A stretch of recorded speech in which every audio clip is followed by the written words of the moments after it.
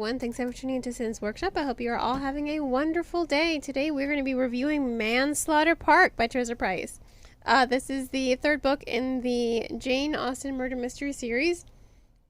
And honestly, I absolutely loved it. I am not a Jane Austen girl. I struggle reading Jane Austen. I've never completed a single Jane Austen book in my life. I just can't do it. I don't know if it's her writing style or something. Like, I can read the Bronte sisters all day, any day, every day. I love Wuthering Heights is my favorite. But it's just this one, like Jane Austen, I just can't. Dickens, I can read Dickens. He's fine. I don't know what it is. Maybe it's because it's a little more on the romance side, and I like my romance with a little bit more tragedy and a little bit more gothic.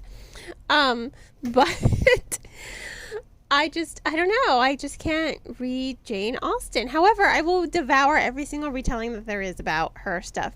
Mainly because I think I really do like those characters.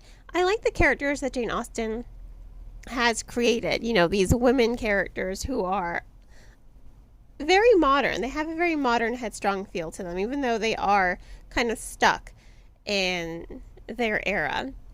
But I think Teresa Price, she really does a good job of bringing that element into life in her stories. These series, the Jane Austen murder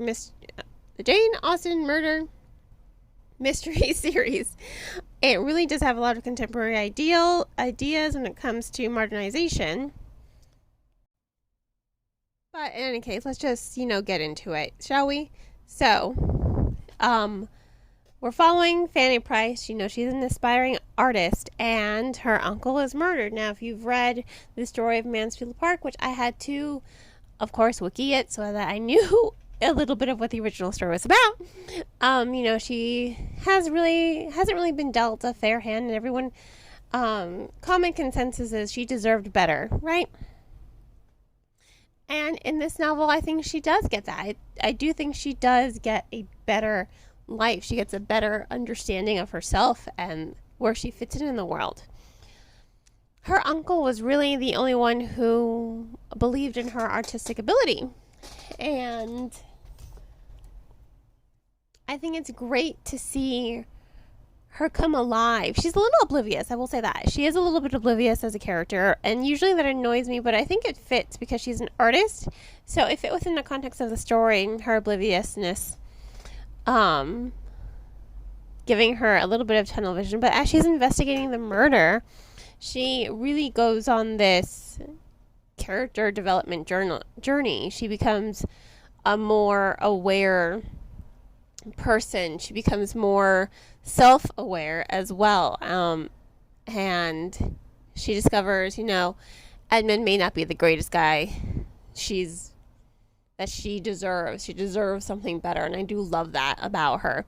And I like the flow of the story, to be perfectly honest. I think the flow of the story, it fits. I will say that there were some parts that did drag a little bit, but the LGBTQ representation,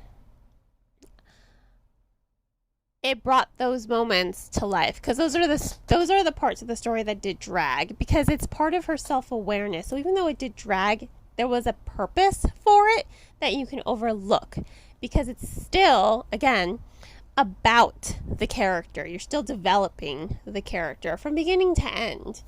So those slow moments where the pacing slowed down is more of her inside of her head, and she's really evaluating the world around her. Those are the parts where she's not oblivious. Those are the parts where she's really becoming herself, and she's living up to her full potential, I think. And I think that's why they didn't bother me so much, because usually I get really annoyed when the pace just kind of like bogs down. It's usually one of my pet peeves, but it worked in this novel. And it was fun. At the end of the day, this is a fun, quirky book. I absolutely love it. I recommend it to people all the time. I'm like, oh, you want mystery? What kind of mystery? You want historical? You want quirky? This is historical. It's perfect if you're a Jane Austen fan, if you're looking for LGBTQ representation, if you're looking for something that has like a cozy feel to it. It's cozy, but it's fast-paced at the same time. It's a murder mystery. It's a cozy murder mystery that keeps you on the edge of your seat. It keeps you on your toes. And that is what makes it really, really fun and engaging. So ultimately, it's a really good book. It's really fun. It's lighthearted. I mean, it's as lighthearted as any murder mystery can be, but it's fun. It's a fun book to read. It was a fun book to... It makes me want to read Jane Austen's work.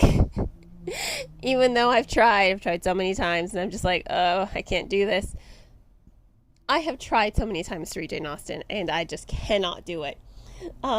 So this book, it makes me want to read Jane Austen's work because it's fun, because it's quirky, because it's just fun. I mean, I guess that's all I can say. It's a fun, quirky murder mystery. It has a cozy feel to it. So if you like historical fiction, if you like cozy mysteries, if you like female LGBTQ romances, then this is definitely going to be the book for you. It has all of those elements while not neglecting that characterization and that character growth, which I really do think comes alive. And even though she can be a little oblivious and a little naive sometimes, she's still really charming, Fanny Price. So this book gets 4 to 5 stars. I will include links in the description if you want to purchase this book. Please don't forget to like the podcast, subscribe to it, and share with all your book loving friends. And on that note, I hope you all have a wonderful rest of your days. And thanks again for tuning in.